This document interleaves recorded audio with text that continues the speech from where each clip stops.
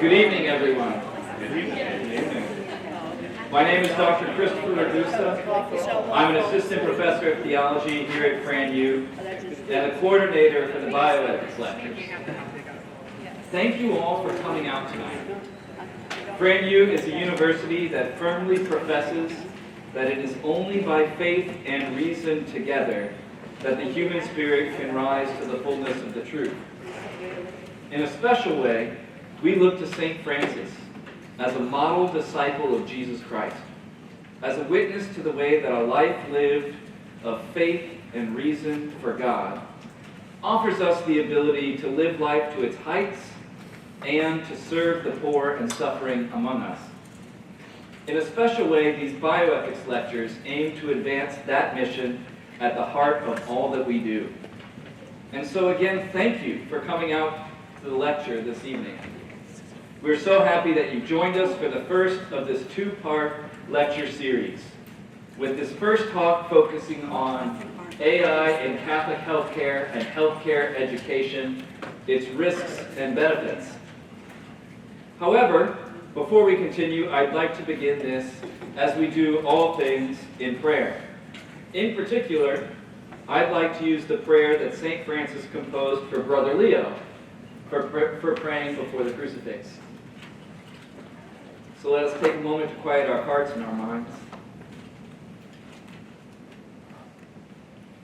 to recall that we are always in God's presence, and especially when we pray.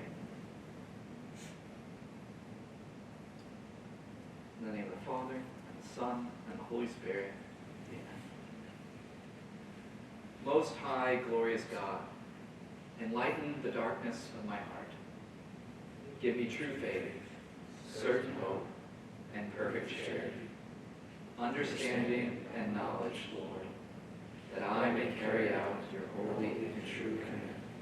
Amen. St. Francis of Assisi, pray for us. Father, Son, Holy Spirit. Amen. Some quick housekeeping notes. Our speaker will give her lecture for approximately 50 to 55 minutes, and afterwards we'll have a short time for Q&A. If you haven't done so already, please make sure to sign in using one of the QR codes at the back at your earliest opportunities, especially if you are a student, so that we can have an accurate head count, and so your professors can make sure to give you the extra credit that they promised you. At the end of today's lecture, please also be sure to fill out the survey through the QR code that will appear on the final slide. For those here with the Reach Badge program, please be sure to check in with Professor Richard about what is needed for the special certificate. There are also refreshments available at the back of the room. Finally, if you'd like to support the continued good work of the bioethics lectures through spiritual or financial support, I would be happy to speak to you at your convenience. Friends, it is my great honor to introduce to you Dr. Mariele Courtois as our esteemed lecturer this evening. Dr. Courtois is a theological biomedical ethicist whose research interests include genetic engineering, healthcare, and technology ethics. She's an assistant professor of moral theology and the director of the Center for Technology and Human Dignity at Benedictine College in Atchison, Kansas. Dr. Courtois is a member of the Vatican Dicastery for Culture and Education's AI Research Group and a contributing author of their books, Encountering Artificial Intelligence and Reclaiming Human Agency. Indeed, it is precisely on these specialties, namely on that of AI in healthcare and healthcare education, which Dr. Courtois will be addressing us in her lectures. Moreover, this is an especially timely topic since recent reports out of Rome are suggesting that AI and human flourishing will be the topic of Pope Leo's encyclical due out shortly after Easter. And so without further ado, it is my joy to welcome Dr. Courtois, who will be speaking on AI in Catholic healthcare and healthcare education, its risks and benefits.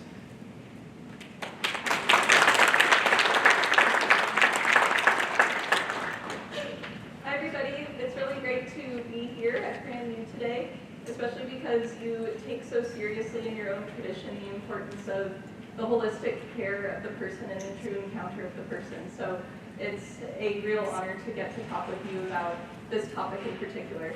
And I would like to invite us to call on the intercession of St. Carlo Acutis as well.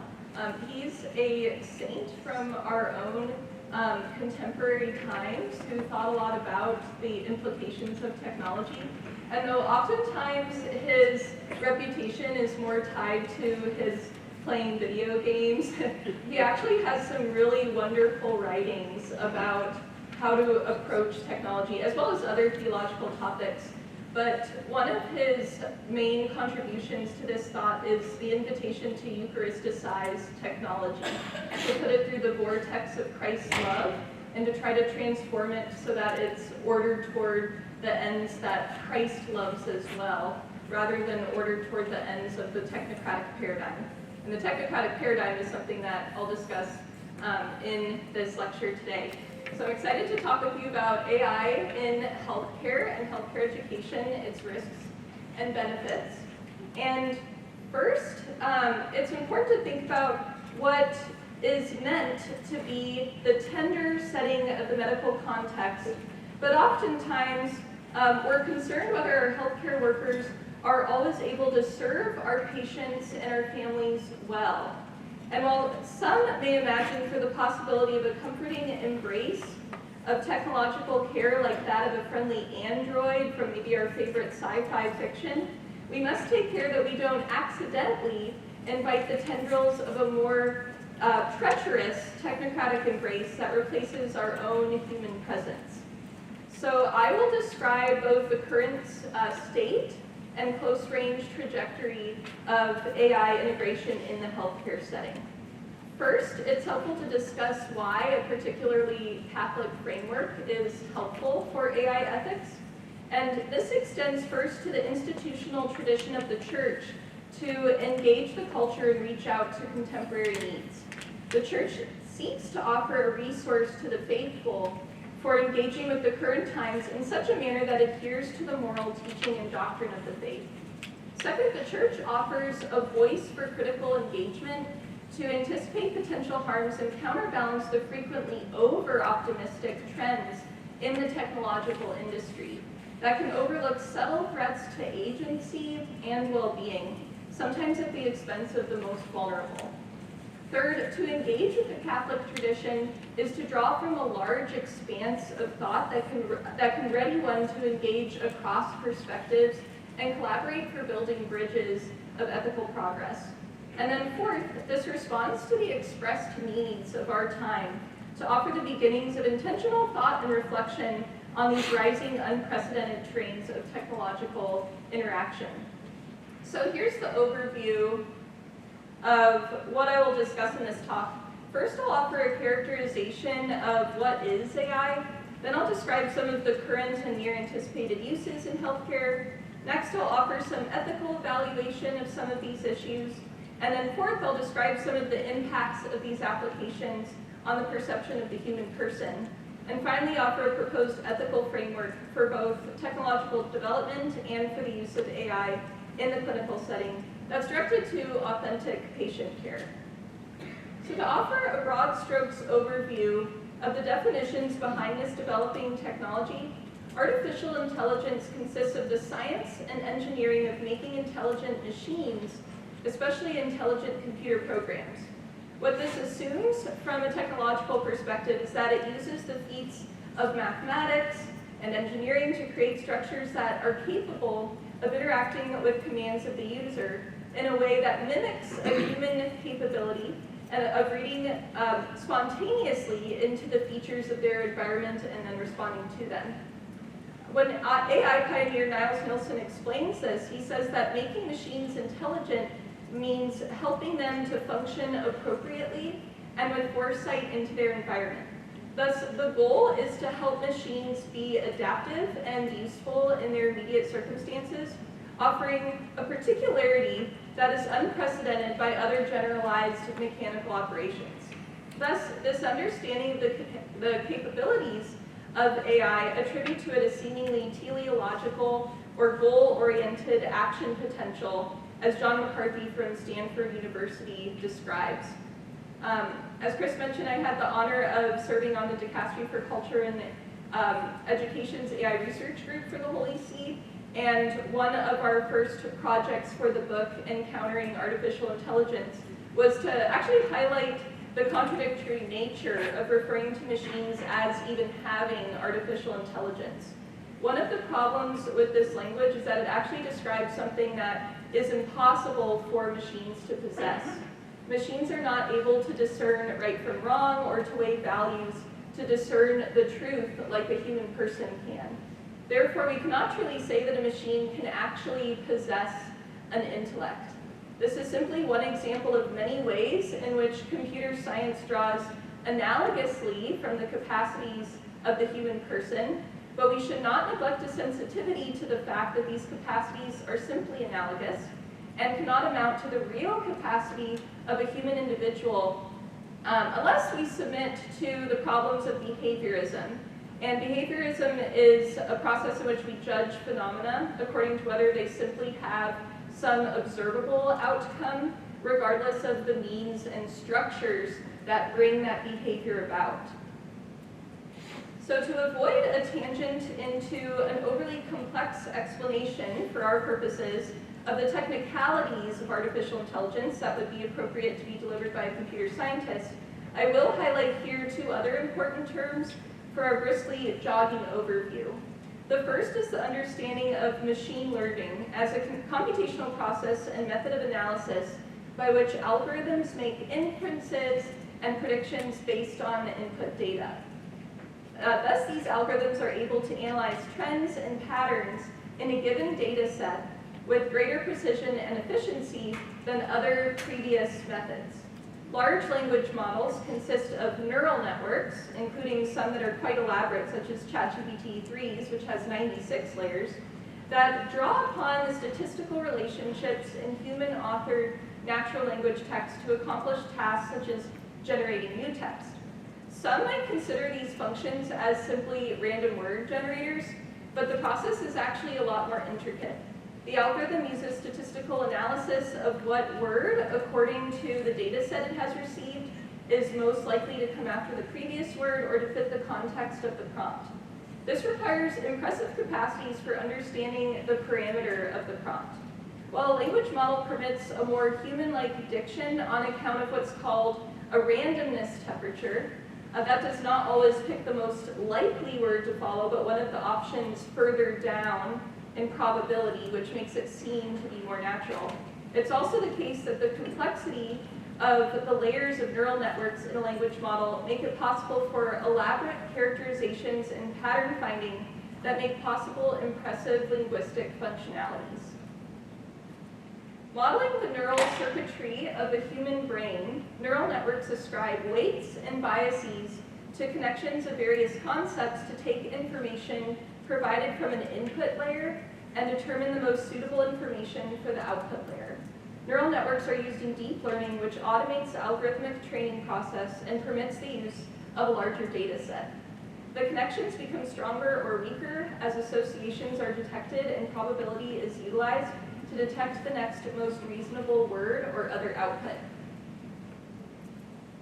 Now I'll turn to describing some of the uses, current and anticipated, for artificial intelligence in the clinic.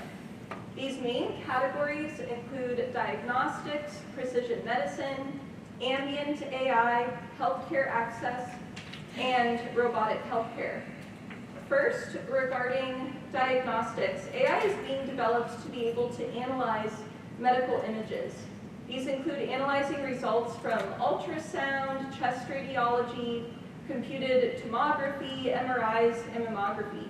Studies have indicated that this application of AI can be beneficial. So one study from Germany demonstrated a 96% sensitivity rate of true positives and a specificity rate for true negatives of 64%. Breast cancer screenings in the UK and the US populations in another study determined that AI helped toward a 5.7% and 1.2% reduction in the number of false positives, and a 9.4% and a 2.7% reduction in false negatives, respectively. AI can also help in microbial diagnostic methods with the use of genomic data. In applying AI to precision medicine, broad data resources can be utilized for determining personalized treatment plans, such as lifestyle factors, environmental context, detected biomarkers, and prognosis. These can assist with developing treatment recommendations, optimizing dosages, and detecting potential adverse drug reactions as well. In addition to automating administrative processes, AI can also assist with charting clinical data and using speech detection during patient visits. These ambient AI medical scribes promise to help restore the physician attention to the patient and support a more natural and less interrupted discussion process. It's also the case that sometimes these aren't as accurate as you might want to expect, though they're trying to overcome some of the issues with already having other technology in the clinical setting, like a screen that would distract the healthcare provider. So there are also many examples of ways in which AI is meant to assist with healthcare access and maintenance, such as with the use of chatbots that help to assist with triaging and initial sorting of patients, apps that can help manage disease and provide important health reminders and education, and applications in telehealth that help patients receive healthcare resources in underprivileged areas. AI can also process data for targeted outreach to populations that can better be supported through health education. Robotic healthcare that uses AI can help make tasks such as lifting patients more feasible, can support the care for large patient populations with insufficient staffing, and can provide exosuits to support patient mobility or even enhance surgery maneuvers. I'll now turn to describing some of the ethical concerns with these various applications of AI technology. I have categorized these as structural, relational, and technical ethical concerns, though it's important to note that these ethical dynamics are all interrelated, and you can't have a concern in one category that does not impact a feature of the other. This also points to an important aspect of Catholic moral theology, because the human being is by nature a rational creature. Therefore, all activity is ethical in the sense that it cannot escape ethical values. Even activities that we think are just menial, unnoticed, or merely technical still have ethical value because the entirety of our lives as human beings has moral meaning because it is loved by God. First, I'll describe some of the structural ethical concerns. By structural, I'm referring to the trends, customs, or assumptions in a society that can either make it easier for its members to fall into vice or to seek virtue. The goal of Catholic social teaching is to call upon the consciences of individuals to contribute to and care for society in such a way that best promotes human flourishing and virtue. On the other hand, when we have aspects of the culture that permit bad actions or that make it difficult to know or to do the good, then these are examples of what Pope St. John Paul II would describe as structures of sin. He states in Evangelium Vitae, his encyclical on the Gospel of Life, that while the climate of widespread moral uncertainty can in some ways be explained by the multiplicity and gravity of today's social problems, and these can sometimes mitigate the subjective responsibility of individuals, it is no less true that we are confronted by an even larger reality, characterized by the emergence of a culture which denies solidarity and in many cases takes the form of a veritable culture of death. One example of a structural ethical issue is the problem of implicit bias in algorithms. Because the data sets that are fed to AI reflect the state of society as it currently is, there are features of fallen human nature that are retained in the data set, even though we can recognize these trends as unideal, unjust, and at their worst, cruel. Several good examples of this concern are described by a health and medicine journalism source called STAT. And STAT studies found that analytics software that was used to determine where to target medical services for various populations, which was used by many US hospitals, demonstrated skewed biases. Areas that historically did not have good healthcare access were treated by the algorithm as less at risk of needing medical services. This simply perpetuated a historical bias that was unintended by the algorithm developers, but would have negative impacts, especially to low-income socioeconomic groups, including areas that consisted primarily of minority patients. One of the answers to this problem is to feed synthetic data to the algorithm to help counter implicit bias in the real data sets. This approach has a double-edged sword in that synthetic data would not be immune from the influences of other types of biases from the developers, and they could risk an oversight of identifying previously unknown trends in the red data set that maybe could help respond to some underlying problems that affect healthcare outcomes. So there's disadvantages to both options. Similar concerns arise with ensuring that AI tools are tested on broad populations to ensure that various demographics and sex differences do not skew data and worsen health disparities. On the other hand, you can also have instances where data processing of high-powered algorithms are able to notice trends that human beings may miss. For example, AI that indicates elevated levels of pain by a subset of patients that other assessment tools miss could mean that some patients may be considered more eligible for treatments or surgical interventions than previously indicated. Zaid Obermeyer, a professor of health policy and management at UC Berkeley, notes that these small choices make the difference between an algorithm that reinforces structural biases in our society and the one that fights against them and gives resources to the people who need them. A second structural concern is what Pope Francis referred to as rapidification in his encyclical Laudato Si. Rapidification describes the phenomenon in which the use of technology seems to speed up society. While technology development is supposed to promise us more relief from menial tasks and release from burdens, it seems that the opposite might occur.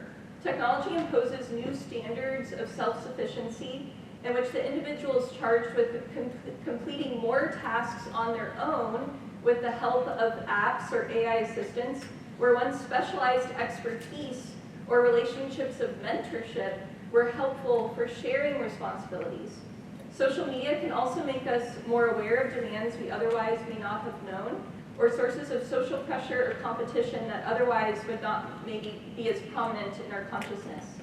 This creates a sense of a race between the production that is expected to get done and the constraints of human energy. Francis states that, quote, the goals of this rapid and constant change are not necessarily geared to the common good or to integral and sustainable human development. We see one example of the influence of rapidification in the impact of systematic efficiency in the healthcare sphere that leads to less time with patients in the clinical encounter. AI can contribute to this heightened speed, which can distract from the slowness that's needed for authentic human connection, discernment, and moral reflection. It can also impact the decision-making in ways deeply entrenched in institutions that may prioritize efficiency over the good of patients and the well-being of the healthcare team. Finally, another structural ethical issue to consider with regard to the further integration of AI in the healthcare setting is what Pope Francis referred to in Laudato Si as the technocratic paradigm, though it's a phenomenon that was described across Catholic social teaching contributions by Pope John Paul II and Benedict XVI, but the phrase is coined by Pope Francis and he further develops it in Laudato Si. And it's really at the center of Catholic social teaching as a whole, because the Catholic social teaching tradition was written to respond to new technological challenges brought about by the Industrial Revolution. The technocratic paradigm involves two main features of how human beings tend to relate to technology and the habits that technology use instills in its users. So one aspect of it is the assumption that all problems are ones that can be solved through the application or further inventions of technology. This tragically overlooks the reality of human society's spiritual needs and that these ultimately require the assistance of God's grace rather than our own presumptive powers apart from the reliance on God. The other aspect of the technocratic paradigm is that technology use can become the mode by which we interact with the world around us, with others, and with the heavenly hosts, such that we lose sight of what it is to have a truly meaningful human encounter. For example, we can treat others like a machine. We simply offer our demands and expect from them a response that meets our needs. We use others in the environment in such a way that overlooks that they have a dignity and a value all their own. So in this way, technology becomes a paradigm of the way that we engage with all other people and aspects of the created world. Additionally, we can come to view even our prayer life and relationship with God in a transactional way. These dangers can spill over into the sphere of the clinic with drastic effects as clinics gaze upon or interact with a patient solely as a set of symptoms or data points or an appointment that has a time constraint. This is one of the reasons why many scholars have encouraged the study of compassionate care, empathy, medical humanities, and spirituality in healthcare to help providers view the patients as integrated persons, care for them holistically, and thus combat the creeping influence of a technocratic paradigm that threatens turning the hospital home of care into a transaction that simply affirms radical autonomy. I'll now describe some of the relational ethical questions with regard to AI that stem from this mention of methods approaching medical education to counter the influence of the technocratic paradigm. The first relational ethical concern is to protect attention in healthcare. This can be impacted by algorithms that may cause us to overlook patterns or correlations that may deserve our care and attention in determining clinical decisions or institutional operations. Rapidification can make it difficult for us to feel that we have the time, resources, and energy to offer the fullness of our attention to the patient. The technocratic paradigm can infiltrate practices and medical education such that the importance of learning the lessons of attention are de-emphasized. When I refer to attention, I'm describing the gift of self that is offered to the other in the healthcare encounter. Within this, there is both the act of beholding and receiving the fullness of the other's reality as what is given and what lies as a mystery, too, of what can be observed and measured, and what lies within the patient's heart, yet to be unveiled by their personal actions, the unfolding of their personality, the response to suffering, and the generosity and honesty in the stories that the patient tells of how her experiences are knit into the fullness of her life. Attention connects the two in a humility of entering into not only the gaze, but also the care of one another. It is an act of beholding. Simone Weil has written on the ways in which our attention given to one practice or task can train our ability to offer attention in another context. Thus, the attention that we offer to our studies, she argues, can help us to hone the attention that is beneficial to us in noticing the needs of our neighbor and in our prayer life in focusing our ears and our eyes to the movements and messages of God. Simone Weil writes that the authentic and pure values, truth, beauty, and goodness in the activity of a human being are the result of one and the same act, a certain application of the full attention to the object. A second concern is that the ways in which AI algorithms are implemented in the healthcare setting can subtly promote a prioritization of empirical ways of coming to know the patient over personal ways. Both epistemological pathways are necessary for appreciating the patient as a whole person. Additionally, the integration of spiritual needs in caring for the patient involves layers of personal experience and ontological reality that cannot be measured by AI in the same way that other qualities and symptoms can. Daniel Sulmacy, an internal medicine physician and philosopher, writes that, quote, if physicians and other healthcare professionals have sworn to treat patients as whole persons, then to treat patients in a way that ignores the fundamental meaning that the patient sees in suffering, healing, life, and death is to treat patients superficially and to fall short of the best ability and judgment, end quote. There are many ways in which AI language models are being used to offer psychological and emotional support to the general population, And some technology developers actually encourage this use out of an awareness that human persons can sometimes fail to be compassionate, objective, and forgiving. Language models that offer forms of casual or more formal therapy are thought to alleviate issues where persons may be hesitant or scared to seek help and feedback from a human for fear of the effects of stigma, judgment, or lack of compassion.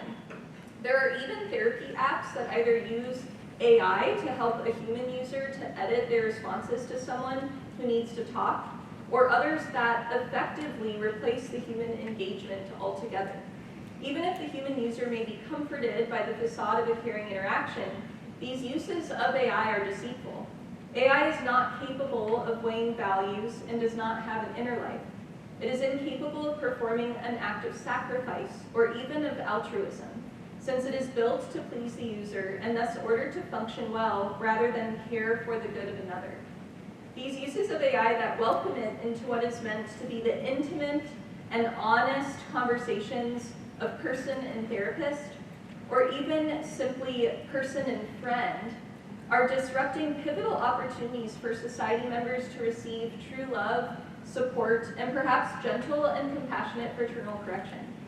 It also perpetuates a presumption that a human person would be unable to respond to another's need with mercy, truthfulness, and conviction. The opportunity to respond to another in need, in fact, is an opportunity for both the parties, both the person who is in need of the therapy and the one who's giving it, to grow and to discover their vocation in the world.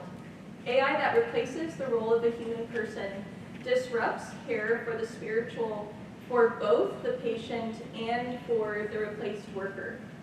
The third relational concern involves prudential decisions for the delivery of information. The STAT study describes how a man in his 40s who was admitted to the Stanford Hospital for a viral infection was flagged by an AI program as likely to die in the next year, even though this was not suspected by any of his healthcare team. This is another example of how AI can impact the relationship between the healthcare team and the patient. On the one hand, this capability of AI to notice risks that may not appear readily from other clinical resources could offer a benefit.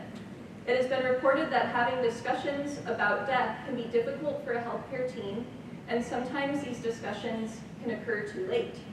Having discussions with the patient to help prepare for death is important not only to ensure that patients or their decision-making surrogates are prepared to face complicated clinical decisions and to help the patient and family emotionally to prepare. They are also important because they can help the patient spiritually prepare for death by participating in practices such as the sacraments, reconciliation with family members, or prayers of thanksgiving in order to maintain the virtue of perseverance until the moment of death.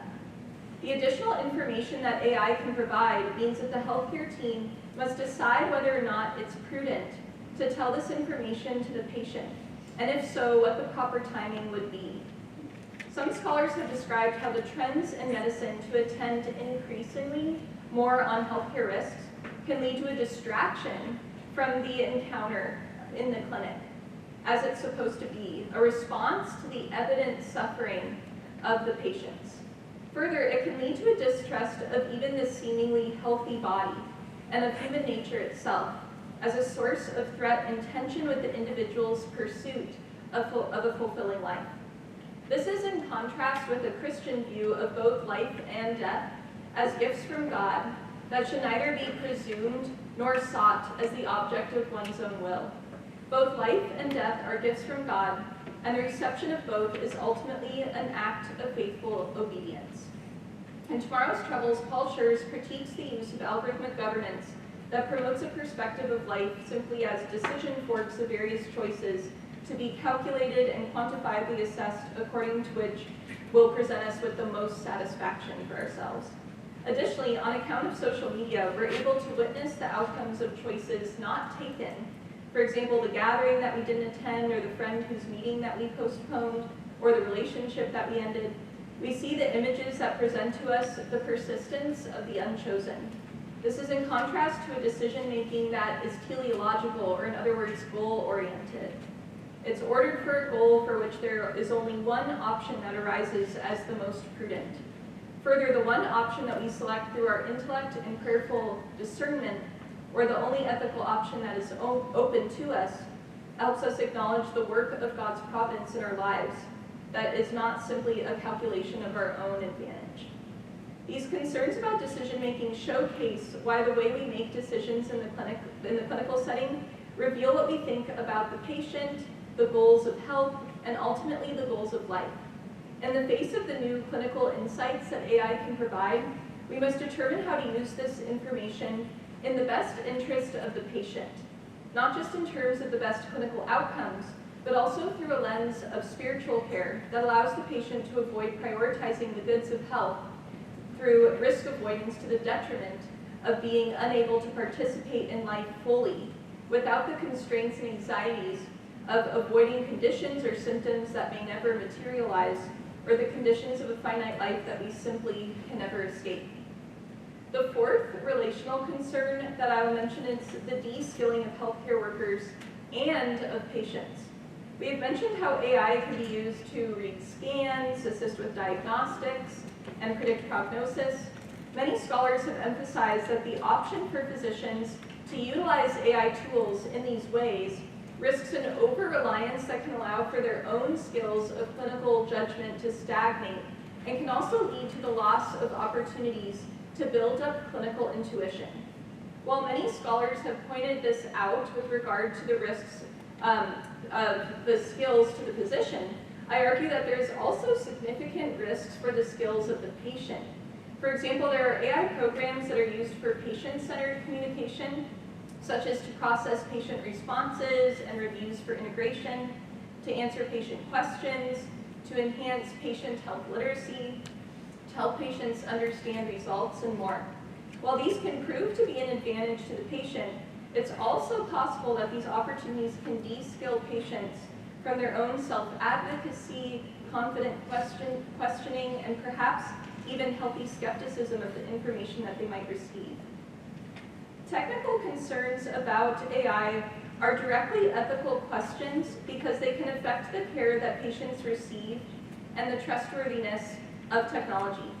A study conducted by the University of Minnesota School of Public Health found that about 65% of hospitals in the US use AI predictive models, but only 61% evaluate for accuracy and 44% evaluate for bias. When entrusting scheduling, risk calculations, and other important engagements with the patient to AI, it's important to ensure that these models are indeed executing the job well. While usually more well-resourced hospitals are the ones that are integrating AI more quickly, it can also be the case that there is special interest in developing outreach to low-resourced hospitals to supply new AI tools. If these tools have not been properly tested or do not continually receive accuracy testing, then more vulnerable patients could have their risks compounded. Second, developers of AI technologies should seek to maintain ways of keeping humans in the loop. This means that there are opportunities for review and implementation directly by humans to ensure that there is oversight in the use of AI and to catch potential unforeseen problems. Third, the training and alignment of AI programs presents particular challenges. Data sets that are utilized by AI should accurately reflect the patient population, but there are also questions regarding patient privacy. As one saying goes, data can either be useful or anonymous, but it can't be both. Though AI programs need data in order to train the system, it is possible for this data to be linked back to the patient. This is why many instances of health institutions sharing data with AI developers has been met with criticism. To provide some examples, Baird, Parker, and Anderson explain that in 2017, the University of Chicago Medical Center, Stanford, and the University of California, San Francisco had sold access to patient data to Google. A 2019 class action lawsuit claimed that these institutions didn't go about the proper removal of identifiable data and physician notes. And the lawsuit claims that UCM should have obtained proper patient consent for such sharing of identifiable data. In 2018, Ascension, the largest Catholic healthcare provider in the US, started a collaboration with Google that involved sharing electronic health record data. These collaborations were broadly criticized for the lack of effort in obtaining patient consent, as well as for a lack of transparency about the formation of the collaborations, how patient data would be used, and whether and how patients would be informed of choices of opt-out. Alignment of the algorithms is the attempt to help AI to align to goals of ethical use, to avoid problematic activity by the AI that can be deceptive, unjust, or manipulative. Finally, it's also important to call on developers to consider how they envision the future of AI to look in order to avoid unfettered advancement without consideration of whether AI development aligns to human goods. Ultimately, one must protect the healthcare setting from becoming a mere provider of services based on the desires of patients. A lack of an objective, normative understanding of human nature can permit the influence of transhumanism, which objects to any inherent value in the givenness of the finite human body, and instead seeks to add new capacities to the human person that advance bodily goods, such as radical life extension or brain-computer interfaces. So one big question in AI healthcare is also the ways in which, like we mentioned, that AI might replace the human worker. And maybe this looks like the compassionate eyes of a nurse, but it's actually an AI robot. And these are some other examples of some other AI robots. And there's even debate about what to make them look like. Is it more transparent and honest to make it look like a normal-looking robot, or is it better to make them look more human-like? That might comfort the patient some more. But these are ones that are truly in development. I want to talk a little bit about the impacts of the perception of the human person. And this has to do with first recognizing what the purpose of healthcare is to begin with. And one of the important themes of Catholic social teaching is the relationship of work to the person. So even if it's the case that the AI robot might be more efficient, it's important to highlight how that affects the healthcare worker who loses out on being able to encounter the patient in a special way. And Catholic social teaching recognizes that there's two important qualities to work. One, that it's personal, and the other, that it's necessary. In the sense that it's personal, it's something that is allowing for the personality and the mark of the human person to come about in their work. They're literally leaving a mark on their community and demonstrating their own love and conviction in what they do. And it's also necessary in the sense that it's necessary in the motivation that one has to want to have meaningful work, but it's also the way in which one gets justly remunerated for their work so that they can care for themselves and also care for others that are under their responsibility. So the relationship to work to the person is something that is an economic concern, but then also a vocational concern for the human person, of how they're living out their call to be like Christ in a very particular way with their own gifts and interests, and specifically to healthcare in a really beautiful way that allows them to serve the patient like Christ. The second important aspect is to appreciate the internal ends of medicine. That it's possible to conduct medicine so that one can get a good reputation or to make money, but there's also goods that are intrinsic to medicine that you can only seek by enacting the work of healthcare. And these are ones that the patient doesn't just benefit from, but also the healthcare professional that is taking part in the work of healthcare, that it's actually affecting their consciousness and character and forming them to love these goods all the more. Second is to highlight a vocational hermeneutic, or in other words, a vocational lens for determining the applications of different AI technologies. And what I mean by this is to determine if one's work is truly seen as part of their vocation, what is needed in terms of information or data processing in order for the human person to be able to participate in that vocation well. And bad uses of technology can actually be affronts to good uses of technology that actually let people to fulfill their vocation and to take part in that vocation. So this is a quote from Rerum Novarum, which is considered the contribution of modern Catholic social teaching, where this is highlighted, and something that's emphasized by other resources too, that emphasizes that a man's labor necessarily bears those two notes that we mentioned. First of all, that it's personal, inasmuch as the force which acts is bound up with the personality and is the exclusive property of him who acts, and further was given to him for his advantage. Secondly, man's labor is necessary, for without the result of labor a man cannot live, and self-preservation is a law of nature, which it is wrong to disobey. And these two aspects can be helpful in assessing what is the work that one does in healthcare, and how can AI perhaps help one to truly preserve the personal and the necessary components of their work, and avoid aspects of AI that can distance the person from those goods. And then John Paul II writes that work thus belongs to the vocation of every person. Indeed, man expresses and fulfills himself by working. At the same time, work has a social dimension through its intimate relationship not only to the family, but also to the common good. And through this, it's highlighted that the person who is engaging in their work is contributing to the body of Christ in a particular way. That they're able to use this work to provide for their family, but also use this work to provide for the formation and the well-being of the greater common good too. I'm going to skip over a couple of these because I want to get to this scene that I would like to use to wrap up several of these points. So this is a scene from Acts where I'm going to read the passage so I can highlight three important themes from this. So this is from Acts chapter 3. Now Peter and John were going up to the temple area for the 3 o'clock hour of prayer, and a man crippled from birth was carried and placed at the gate of the temple called the Beautiful Gate every day to beg for alms from the people who entered the temple.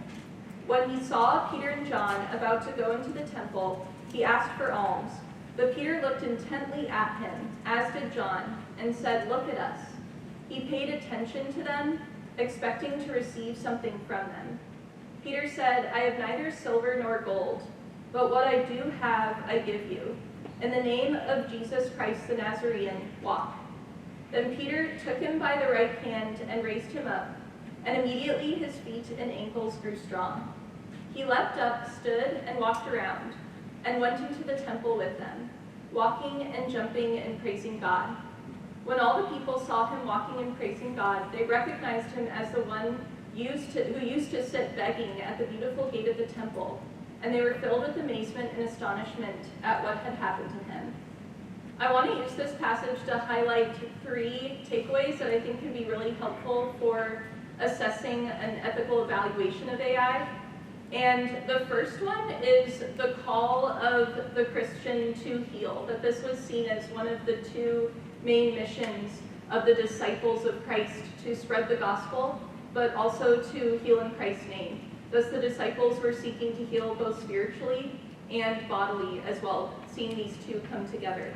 And even in the early church, the hospitals were often physically connected to churches because it was seen that one would connect to Christ in the sacraments, in the setting of the liturgy in the church, to learn about virtue, and then to directly apply it in the healthcare setting. And likewise, there was a back and forth, so that the work in the healthcare setting, one could then bring their intentions of the people that they met directly into the service of the liturgy. So these connections came together.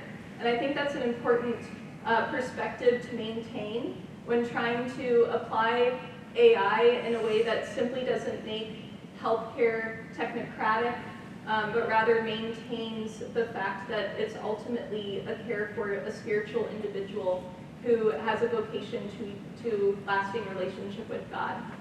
The second is the fact that in this passage, the crippled person and the apostles look at each other. It says, "Look at us." He paid attention to them, expecting to receive something from them. And this very personal encounter is one that it should be preserved, one that shouldn't be interfered by technology. To acknowledge that this is a human practice between two persons. And it's possible for, again, AI to maybe help the human person in being able to actualize that vocation, but it seems that there's something amiss if it's a case where it separates the two people from that engagement. This third is a piece from the end of that passage, where it says that the people recognized him, the beggar, as the one who used to sit begging at the beautiful gate of the temple, and they were filled with amazement and astonishment at what had happened to him. And I want to highlight this because I think it provides a key to interpreting a question more at the beginning of the development of AI, in the sense of how to develop it well to begin with. And if one is simply making technological advancements just for the sake of technological advancements, then it's not actually serving the human person. This is an example of the technocratic paradigm going out of hand. But if one is developing technologies that are meant to serve an evident need, then that's something that allows for a development of technology that actually matches the history of the Catholic Church. That the monastic scientific innovations, the hospital institution was created by the monastic setting and by the early church. These were all examples of really important innovations, and also those in food preservation and agriculture that exemplify a desire to use technology well at the service of the human person. But it also highlights a lovely insight from disability theology too, that a recognition of the dignity of the other and a recognition of the true experience of the other can help one to respond accurately to another person's need, rather than to overlook them or just to presume what it is that they want. So this helps to provide a lens for how to develop technology well so that it does remain at the service of the person and it does maintain that gift of human attentiveness to the other. So thank you so much for letting me be here today, and I'm really happy to continue the discussion with you and to answer any questions that you have as well.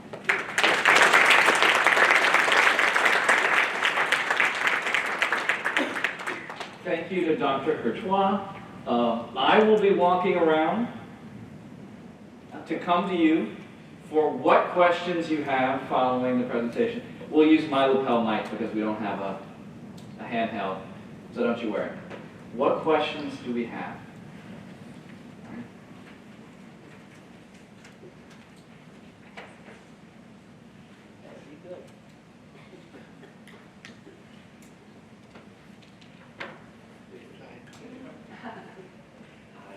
My question was, when computers were first starting to become very popular technology, there is an IBM technical manual that came out in 1979 and has a very famous phrase on it, is that computers should not make management decisions because they can't be held accountable. And I just wanted to know what you thought both about that quote and how it applies to AI.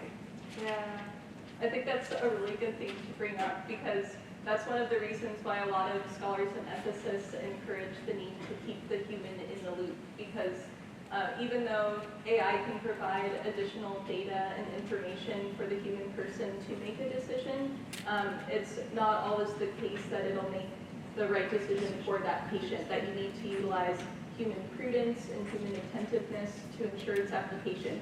And I think some of the examples of the AI technologies that are trying to predict prognosis for certain patients are helpful in seeing that, because the healthcare professionals will receive that data but then have to take the step of determining whether to report that to the patient and how, and whether they do think it's accurate based off of their own experience. And I think that that's one of the big things that can be lost in terms of de-skilling. This idea that all technologies will either reskill or de-skill or just change skills.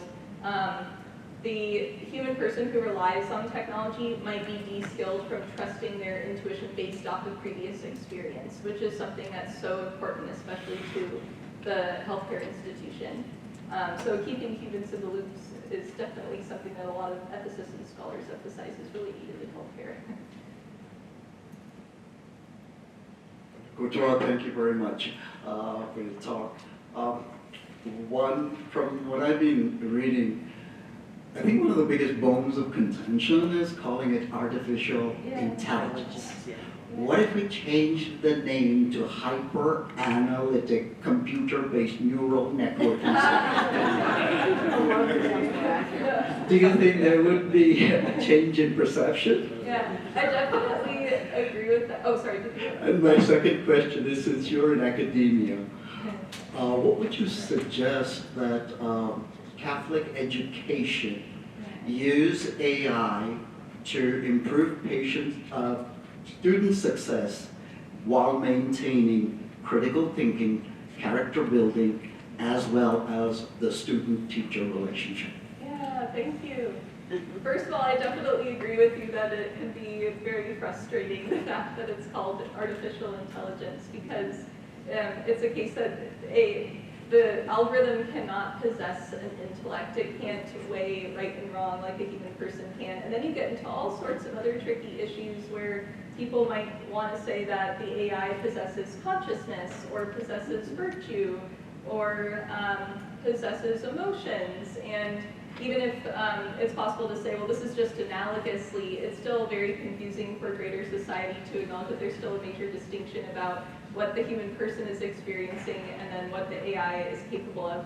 So I think one of the biggest takeaways is that I would argue that AI cannot possess an intellect and cannot possess consciousness, and that we need to think through how we're able to articulate and to teach that those are capacities that are specific to persons. And to your second question, this is something that I think a lot about as an educator, because I think one of the dangers of AI is that it can make things a lot more efficient for the student, but it can distract from promoting their own effort in their work.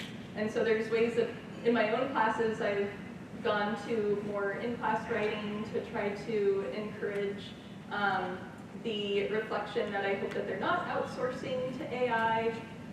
But then sometimes I'll still have take-home writing because I want them to have the space to really think through on their own and hope that and trust that they're not using AI.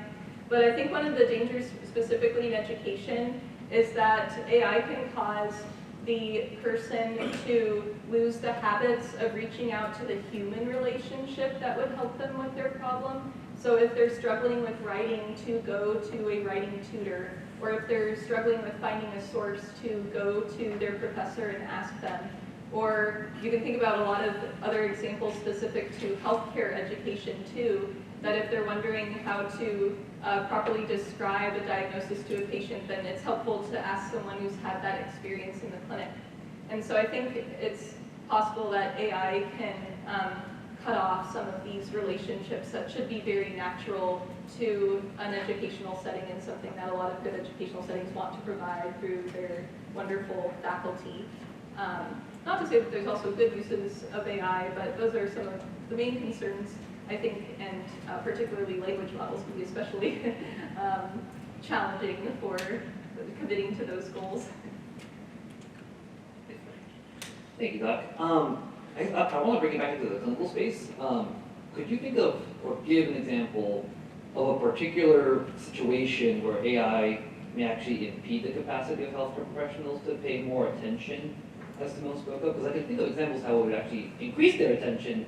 I'm curious about the negative side you spoke of. Yeah, so probably the beneficial uses that you're thinking of might be ambient AI in the sense that the AI is able to help with clinical note-taking. I think one of the disadvantages to that is sometimes there's prudence that the healthcare worker uses in determining what to include in the notes or how to record it in the notes. And even though it might be the case that the healthcare professional can edit it, it might be the case that maybe the patient feels more uncomfortable knowing that something has been recorded or experienced by someone other than the human person in that setting. So I wonder if that effect of the patient trust could potentially impact the relationship. But I think One example of where it might affect potentially attentiveness could be some of the diagnostic or prognostic tools that can be helpful. Again, in their studies that indicate that they've been helpful with indicating more accurate results. But it's also possible that the human professional can become so reliant on them that they miss certain atypical aspects. Because one of the ways that AI works is that it's noticing patterns, and so sometimes the things that don't fit into the pattern might not be integrated into the way that the AI is organizing its output. And so that's one example where the human person needs to stay on their toes and notice where it might be that their intuition might help them notice something that's actually very atypical and wouldn't be categorized by the AI in the same way. So that's one potential example, though I'm sure there's others that people might think of as well. Yes, I think over time we've become very overconfident that computers know more than a human being. Example, I had a car a few years ago. Suddenly, it was a great car. Suddenly, I kept losing power. Trying to go up the Mississippi River Bridge here in Baton Rouge, backfired, and I almost came to a stop. So for the third visit to the dealership, and each time I went, well, sister, the computer says there's nothing wrong. I'm not stupid. If you lose power, there's something wrong. But anyway, so I finally, after the third visit, I really did, God forgive me, I lost my temper.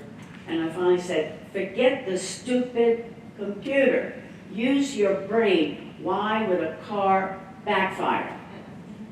About 20 minutes later, he came sheepishly and said, you're right, sister, a spark plug is dead. The danger is we trust the computer more than us. A good example of that, of distrust. And I translate that also into, as I'm an old nurse, and I warn our nursing students, look, the computer will tell you everything is fine. Go and look at your patient. You pick up more than that computer will. Yeah. That's the danger. And there's a lot of things that can't be observed empirically, but that a human person might just pick up. That might be noteworthy for the clinical note records. Yeah. Anyway, artificial intelligence. Yeah. There's good uses of it too, but it's good to be clear about all of the challenges. So I have a question about, specifically things like documentation and things. Obviously, it'd be great if AI can reduce your, paperwork load, because that would obviously give you more time with the patient, right? I think everyone would want that. I do. But there's like a saying that if you don't document it, it didn't happen. Well, then there's a flip side of that. If you do, then it did. So this opens up a lot, I would imagine, of legal liability on the part of the healthcare worker, because let's say that the AI helps them document something, healthcare worker didn't intend to be there, AI is wrong, that can lead to clinical decision making further down the road. Bad outcomes, you could look at losing your license, things like that. You can't necessarily just blame it on the AI, right? Yeah, that's a good example too of situations where an AI might be used against the healthcare professional and maybe used against the healthcare professional's better judgment or prudence. I think one theme that I'd like to highlight from that discussion is that I think it's possible to restore technology from the technocratic paradigm, and I think ambient AI, we're already highlighting many of the ethical questions about it. One optimistic aspect of it can be that there's an effort of creating a technology that's trying to restore something to be more human that was impacted by something previously by the technocratic paradigm. And I think that that's a good pursuit to try to move forward through, of trying to find ways to use technology well that might push or restore technology from the grasp of the technocratic paradigm. But also to maintain a good, healthy criticism like we're doing, highlighting some of the dangers of the new technologies that seem like they're offering a promise out of the technocratic paradigm, but might actually invite other issues. In dealing with end-of-life issues, if you're a physician or somebody who works in two different hospitals, one's Catholic, one's not, and you go to your committee end-of-life issues, it seems like AI might give you different recommendations, one versus the other, which would be troubling, but then if those recommendations become mandates, do you see that creeping up on us? And if so, how do we deal with that? Yeah, I hope that it's the case that hospital institutions will want to maintain the essence of what a committee is supposed to do in terms of having multiple people there to think through a problem and to offer their unique perspectives. But I think that there's already ways, even outside of the healthcare clinic, that we see a deference to the algorithmic judgment on something, even if it doesn't really make sense, or even if it's not possible for the developer or the technician to explain how the AI is coming up with that decision. So my personal perspective is that I think it is indeed a danger, and why it's helpful to further discuss how, in what ways should there be processes of decision making, and especially with ethics committees, that are most helpful to the patient, and to provide some type of standardization when coming into a new age of AI where there might be a temptation to want to defer to the AI, or at least use it as a resource. But hopefully in a way that doesn't weigh the AI too much over the human person, the human contributors.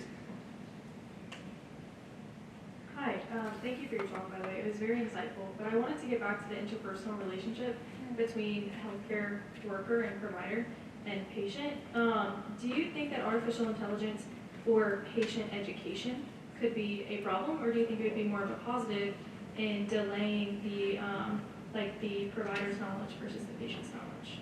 Yeah, I think there's a lot of really interesting developments in AI use for patient-centered communication. And I think that there can be some upsides and downsides to it, in the sense that one advantage is that it allows for the patient to be more familiar, to know the information that is material or necessary for them to make their clinical decisions. And that can be a good use of the technology. But one concern I have is that potentially it could lead to patients being overly dependent on those technologies, that they don't think themselves of what questions to ask.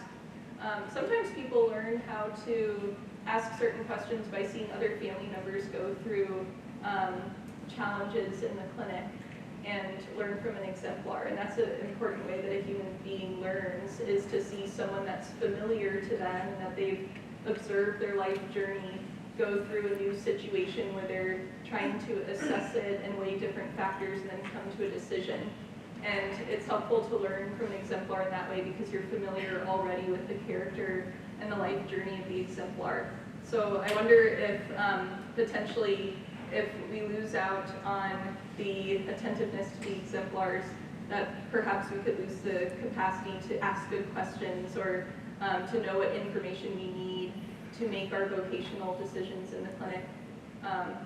But at the same time, that there could be still some useful, practical ways to use AI that is helpful for the patient. Thank you, Dr. Courtois. I want to push into the moral component of AI, because I hear in Dr. Mitra's question that we have these incredible things that AI seems to be able to do, but if we're trying to sort of navigate the ethics of it, at least it seems to me, most of the discussion when I read about AI, it's just about, well, AI right now does this, and people use it right now like this. But ultimately, I think you could chalk it up to, once we get used to it, or it improves, that problem is gone. So I guess I've got a question on a theoretical front and then a very pragmatic one. Theoretically, is there a line where you're like, AI just can't and it shouldn't do this? Because the economists bring up issues like we're bringing up right now, and it's like, oh, well, you can't put altruism into your equation. They're like, sure we can. So I'm sure the AI people are like, oh, all these issues you're bringing up, we can actually put that into the algorithm, don't worry about it. We're gonna fix it. So I wonder, is there actually a principle where you think, like, no, it actually can't do this? And then secondly, my worry is pragmatically, if other hospital systems that are less person-centric make more money by increasing efficiency, is it not going to force the other hospitals to say, in order to keep up, we're going to have to push into efficiency as well? So pragmatically, are there not issues there as well? I think it can follow a similar pattern in a lot of discussions about healthcare institutions. In terms, like, we already see some effects of hospitals that prioritize efficiency, and that impacts the ability of hospitals that are actually trying to prioritize the patient encounter.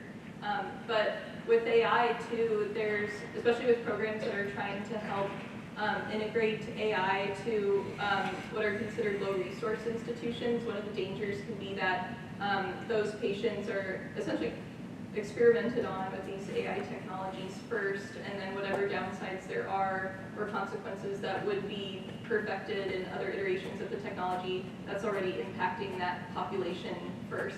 And I think there's actually a lot of different ways that technology development works that way.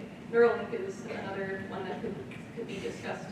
And then to your question about what are some more clear boundaries, I would say that I think it's difficult to find some good uses of autonomous robots in healthcare.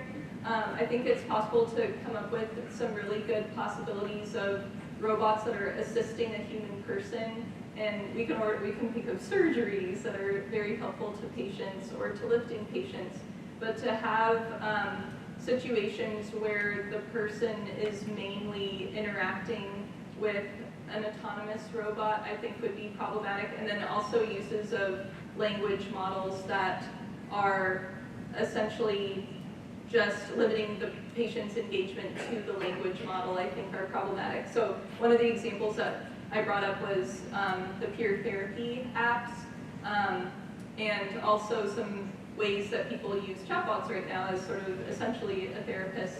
I think that those are some ways in which it's possible to habitualize the user to relying on technology as their source of care, which is very different from the Christian approach of acknowledging the call of the person to respond to suffering and find a way to reach out to the person and to heal them, or if it's not possible to heal them, to accompany them. So those are a couple of examples I would say are sort of more clear to me about ones that should be used or ones that are highly problematic. And this will be our last question for the evening. Thank you. That was a wonderful presentation. You have opened my brain. I am a retiring physical medicine rehab doctor.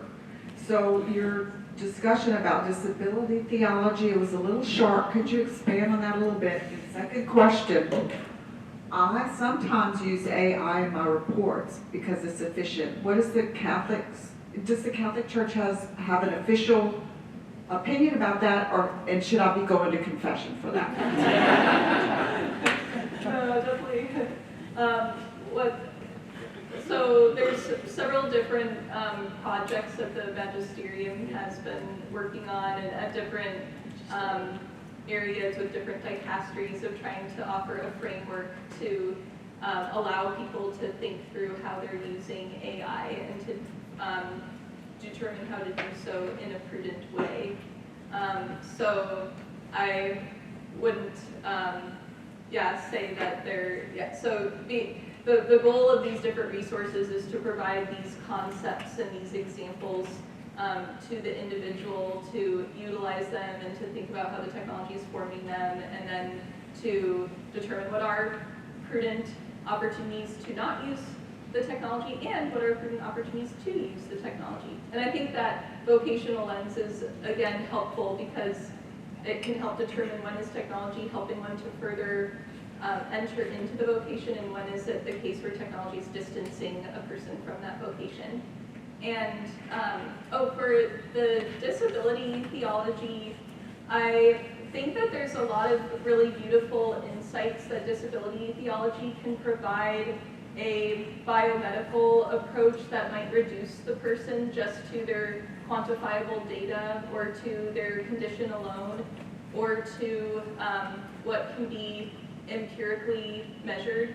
And so I like to highlight some of the important insights from disability theology because I think there's ways that it calls to mind the primary example of what healthcare is supposed to be from the Gospels, of an attention to the person and a recognition of their story and a response to a call from the other rather than a presumption or an imposition of what you think perfection looks like or what normative human nature seems to be.